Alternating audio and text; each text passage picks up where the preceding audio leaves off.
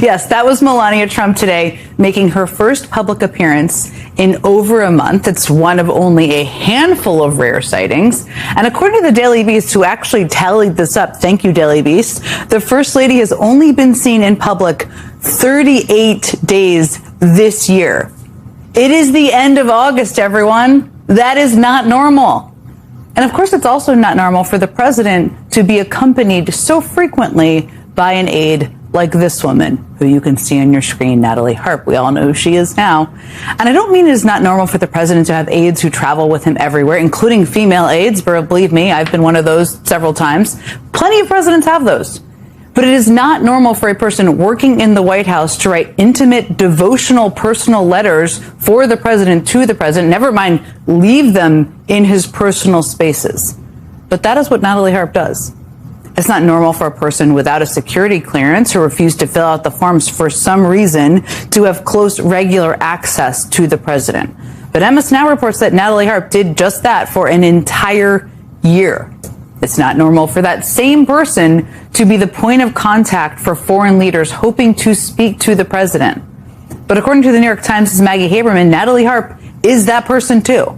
It's not normal for a staffer to ride inside the trunk of a car just to be close to the president, as CNN reports that Natalie Harp did to be close to Trump back in 2023. It's also not normal for the president to have an aide so devoted that she sprints alongside his golf cart when he's out on the links. But the New York Times reports that Natalie Harp did exactly that. It's not normal for the president to basically have an adult babysitter of sorts, to have a human security blanket who accompanies him everywhere he goes. But that is the role that Natalie Harp plays for Donald Trump. And apparently, he is not even the only one in the Trump administration with a babysitter, because the New York Times is out with new details about the very outsized, very hands-on role that Defense Secretary Pete Hegseth's wife plays in the department he oversees.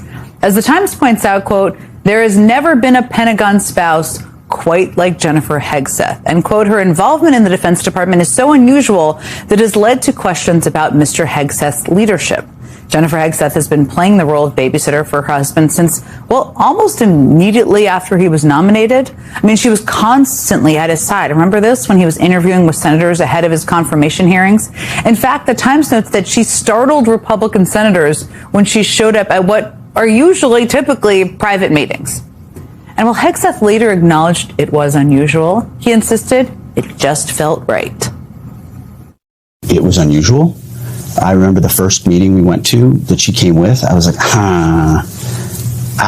and then it felt so right and so natural, not because of anything else, just because we've always been ride or die.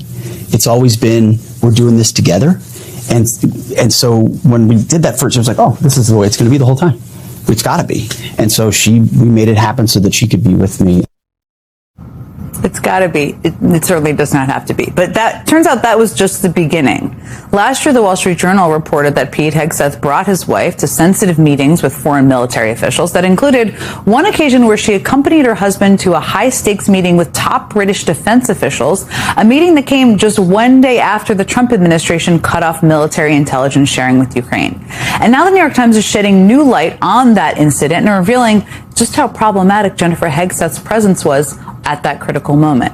Here's what it says, quote, "British officials indicated that they had officers on the ground in Ukraine and that without the U.S. intelligence, including early warnings of incoming missiles from Russia, the officers' lives were at risk." But those same British officials felt they could only speak in general terms about the situation because, quote, "the presence of Mrs. Hegseth made them uneasy." Now, a Pentagon spokesperson said that Mrs. Hegseth was only in the meeting for introductions, left soon after, and has not been present for any Defense Department conversation or meeting where classified information was discussed. But we do know that Mrs. Hegseth has been privy to at least some sensitive intelligence. I mean, last year, the New York Times reported that Hegseth actually included his wife on one of his infamous Signal group chats where he shared detailed information about military strikes in Yemen. And Jennifer Hegseth's role at the Pentagon appears also to go beyond just being privy to sensitive discussions, which is in no way okay, but it's way beyond that. I mean, the Times reports that Mrs. Hegseth has also encouraged her husband's adversarial relationship with the news media and was eager to revoke the credentials of Pentagon reporters who she felt had written negative stories about her husband. That's according to one current and one former administration official. She's also become something of a cheerleader for his aggressive, chest-thumping style of leadership at the department. I mean, she even appeared alongside her husband for a workout with sailors and Marines after the Trump administration launched its war with Iran. You can see the two of them there wearing matching shirts that say, "This is war," not in any way understanding the irony of that, given they were saying it was not a war. But that aside, I guess Lululemon was all out of shirts that say, I don't know, this is just a little excursion, I suppose. And here's the thing. Despite her constant presence at Pete Hegseth's side while he's on the job, the Pentagon won't even say whether or not she has a security clearance. Even Hegseth's own former Pentagon spokesperson finds the whole thing outrageous. As he told the New York Times, quote, "It's bonkers that a defense secretary would involve his wife in his sensitive official duties, including sharing details of an impending military operation, and face zero consequences." But in Donald Trump's White House and administration, bonkers is kind of the new normal. Whether it's Pete Hegseth's wife or Natalie Harp, there are serious security concerns raised by the unusual roles that these people have assumed. And what can you do? Apparently, some adult men need their babysitters. There's that. And in this case,